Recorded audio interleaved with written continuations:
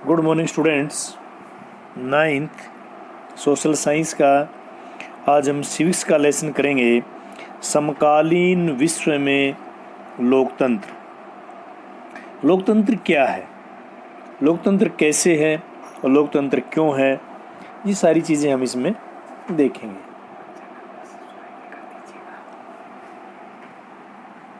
इस लेसन के अंदर समकाल का अर्थ होता है वर्तमान समय के अंदर विश्व में किस प्रकार से लोकतंत्र आए, लोकतंत्र के आने में किस किस प्रकार की बाधा हुई और विश्व के अलग अलग देशों के अंदर लोकतंत्र लागू करने के लिए और लोकतांत्रिक व्यवस्था के लिए लोगों ने किस किस प्रकार के संघर्ष किए। लोकतंत्र का शाब्दिक अर्थ होता है कि लोकतंत्र में शासन जनता का, जनता के द्वारा और जनता के लिए होता है। लोकतांत्रिक व्यवस्था में शासन जनता के द्वारा चुने हुए लोगों द्वारा जनता के लिए किया जाता है और हर देश में लोकतांत्रिक व्यवस्था के अंदर भी शासन चलाने के तरीके अलग अलग होते हैं। जैसे हमारे देश में राष्ट्रपति, प्रधानमंत्री और मुख्यमंत्री का चुनाव अप्रत्यक्ष रूप से जनता द्वारा किया जाता है, लेकिन अमेरिका, रसिया, चाइना और अन्य देशों में राष्ट्रपति और प्रधानमंत्री का चुनाव प्रत्यक्ष जनता द्वारा किया जाता है।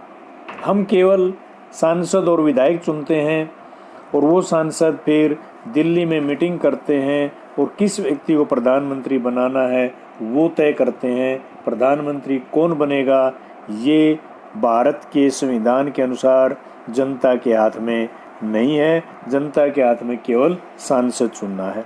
उसी प्रकार विधायक चुनते हैं हम राज्यों के अंदर और उन विधायकों में जिस दल के विधायक ज़्यादा होते हैं यानी जिसका बहुमत होता है उस दल के विधायक मीटिंग करते हैं और अपने में से एक नेता चुन लेते हैं। ये सस्पेंस हमेशा बरकरार रहता है।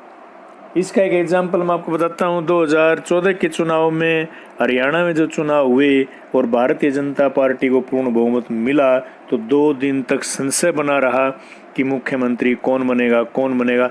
जनता ने बीजेपी को वोट दे दिया, लेकिन ये नहीं पता था कि मुख्यमंत्री कौन बनेगा। तो ये अप्रत्यक्ष चुनाव है और अमेरिका जैसे देशों में राष्ट्रपति का चुनाव प्रत्यक्ष रूप से जनता करती है। उनको पहले से पता होता है कि ये चुनाव में खड़े हैं और इनमें जिसको ज़्यादा वोट आएंगे वो राष्ट्रपति बन जाएगा, लेकिन हमारे देश में ऐसा नहीं है। ऐसा ही 2004 के लोकसभा चुनाव में हुआ था जब कांग्रेस जीती और 3-4 दिन बाद पता चला कि डॉक्टर मनमोहन सिंह भारत के प्रधानमंत्री होंगे। अब हम इस लेसन में करेंगे समकालीन विश्व में लोकतंत्र। इसका एक छोटा परिचय जो पहले दिया गया वो देखते हैं हम। यह किताब लोकतंत्र के बारे में है। पहले अध्याय में हम देखेंगे पिछले 100 वर्षों में लोकतंत्र किस प्रकार दुनिया के ज़्यादा से ज़्यादा देशों में फैलता गया। दुनिया के स्वतंत्र देशों में से आधे से अधिक आज लोकतंत्र हैं। आप यह भी देखेंगे लोकतंत्र का फैलाव बहुत सरलता से और एक जैसे रूप में नहीं हुआ। विभिन्न देशों में इसने काफ़ी सारे उतार चढ़ाव देखे हैं। आज भी लोकतंत्र की स्थिरता, उसके टिकाऊपन को लेकर संदेह बना रहता है। इस अध्याय में दुनिया के विभिन्न हिस्सों में लोकतांत्रिक व्यवस्था के बनने बिगड़ने की अलग अलग कहानियाँ दी गई हैं।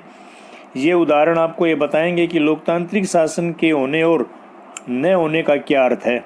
हम लोकतंत्र के विस्तार की इस प्रवृत्ति को नक्शों के माध्यम से दिखाने के बाद एक संक्षिप्त इतिहास दे रहे हैं। इस अध्याय में एक ही देश के लोकतंत्र के कामकाज पर ही ध्यान केंद्रित किया गया, लेकिन अध्याय के आखिर में हमने देखने का प्रयास किया है कि विभिन्न देशों के आपसी संबंध लोकतांत्रिक हैं या नहीं। इसमें कुछ अंतर्राष्ट्रीय संस्थाओं के बारे में भी देखेंगे। देखिए, लोकतंत्र के 2 हिस्से इसमें दिए गए हैं। पहला ये रेड लाइन में देखिए आप, राष्ट्रपति आइंदे हेलमेट पहने हुए जो हैं उसको और उनके सुरक्षा गार्ड, उनके आसपास उनके बॉडीगार्ड हैं। चिले के राष्ट्रपति भवन ला मानेदा के सामने, ला मानेदा वहाँ की संसद का नाम है।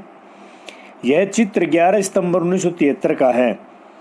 इसके कुछ घंटों बाद ही आयदी की हत्या कर दी गई और इस चित्र में आए लोगों के चेहरे के भाव क्या कहते हैं। देखिए, अब हम इस लेसन को पढ़ते हैं कि ये चिले देश के बारे में इसमें वर्णन किया गया है। मेरे मुल्क के मेहनतकश मजदूरों, मुल्क देश को ही कहते हैं, चिले और उसका भविष्य बहुत अच्छा है। इस बात का मुझे पूरा भरोसा है, जब देशद्रोह करने वाली ताकतें अपनी सत्ता पूरी तरह कायम कर लेंगी, तब भी चिले के लोग उस मुश्किल और अंधियारे दौर से पार पा लेंगे। हमें यह कभी नहीं भूलना चाहिए कि देर सवेरी स्थितियां बनेंगी जिससे आज़ाद लोग एक बेहतर समाज की रचना की ओर बढ़ेंगे। चिले जिंदाबाद, चिलेवासी जिंदाबाद, मजदूर जिंदाबाद। ये साल्वाडोर आयदे के आखिरी भाषण के कुछ अंश हैं। वे दक्षिण अमेरिकी महाद्वीप के एक प्रमुख देश चिले के राष्ट्रपति थे।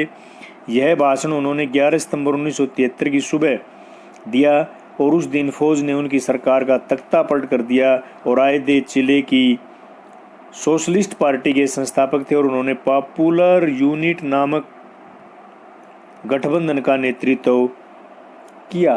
तख्ता पलट क्या होता है बेटा? कई देशों के अंदर सेना इतनी पावरफुल होती है कि वो सरकार के कामकाज में इंटरफेयर करती है और वो सरकार की कमियों और सरकार के कुछ लोगों के साथ मिल करके सत्ता में बैठे हुए चुनी हुई सरकार को गिरा करके और खुद सत्ता पर काबिज हो जाती है और तब तक शासन अपने हाथ में रखती है जब तक उसके पास पावर हो। वो वोट नहीं डलने देते।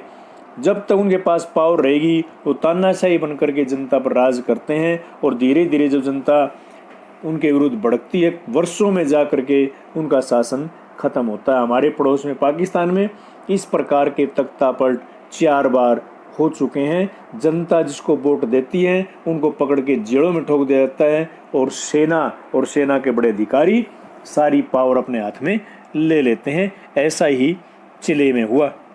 भारत के अंदर इस प्रकार की घटना अभी तक कोई नहीं घटी है और आगे इस प्रकार की घटना घटने का कोई चांस भी नहीं है। 11 सितंबर 1973 को आयदों को पता चला कि नौसेना के समुद्र में ने बंदरगाह पर कब्जा कर लिया और जब रक्षा मंत्री अपने कार्यालय पहुंचे तो सेना के लोगों ने उन्हें गिरफ्तार कर लिया। यानी नौसेना ने वहां सबसे पहले ये काम किया। सेना के अधिकारियों ने रेडियो के माध्यम से घोषणाएं की और राष्ट्रपति से पद छोड़ने को कहा और दिन इस्तीफा देने या देश के बाहर चले जाने से इनकार कर दिया और फौज कुछ करती से पहले उन्होंने रेडियो पर अपना वह संदेश दिया ये कुछ हमने आपसे कहे हैं। फिर फौज ने राष्ट्रपति के निवास को घेर लिया और उस पर बम बरसाने लगी और इस फौजी हमले में राष्ट्रपति की मौत हो गई और अपने आखिरी भाषण में इसी कुर्बानी जिक्र कर रहे थे। इसी प्रकार से जहाँ तख्तापलट होता है ज़्यादातर सत्ताधारियों यानी प्रधानमंत्री को, राष्ट्रपति को सेना द्वारा मार दिया जाता है और ये चिले के अंदर शासन रहा और 17 सालों तक वहाँ सेना का कब्जा रहा और उसके बाद देश में जगह जगह पर इसके विरोध में आंदोलन हुए और तब जाकर के वहाँ लोकतंत्र स्थापित हुआ। ये पिनोशे का शासन 1988 तक समाप्त हुआ जब उन्होंने जनमत संग्रह कराने का फैसला किया और उन्हें भरोसा था कि लोग उनके शासन जारी रखने पक्ष मतदान करेंगे, लेकिन चिले के लोगों ने अपनी लोकतांत्रिक परंपरा बुलाया और उन्हें भारी बहुमत से पिनोशे की सत्ता को ठुकरा दिया। जब इंटरनेशनल प्रेशर पड़ा तो उन्होंने जनमत संग्रह होता बेटा जनता की राय लेना कि आप मुझे पसंद करते हैं या नहीं, इस प्रकार से वोट डलवाए गए, लेकिन जनता ने उसको नापसंद कर दिया और इस प्रकार से चिले के अंदर फिर दोबारा से लोकतांत्रिक व्यवस्था कायम हुई। ऊपर हमने जिक्र किया पिनोशे सरकार ने जनरल बैचले की पत्नी के साथ उनकी बेटी को भी जेल में डाला और काफ़ी परेशान किया। वही लड़की मिशेल बैचले आज चिली की राष्ट्रपति हैं और 26 जनवरी 26 से सत्ता संभाल रही हैं। 14 अगस्त 1988 को गंडास्क शहर स्थित लेनिन जहाज कारखाना मजदूरों ने हड़ताल की और यह जहाज कारखाना सरकारी था। मजदूरों ने हड़तालें क्यों की? क्योंकि वे अपनी नौकरी बचाना चाहते थे और धीरे धीरे सारे मजदूर संघ उनके साथ में आए और ये लोकतांत्रिक व्यवस्था के लिए जो आंदोलन था उससे जुड़ते हुए चले गए। और उसके बाद जो राजनीतिक कैदी थे उनको भी छोड़ दिया गया और जिन लोगों में नौकरियां चली गई थी सैनिक शासन के दौरान उन सबको दोबारा से नौकरियों पर लगा दिया गया था। इस लेसन के अंदर आज इतना ही।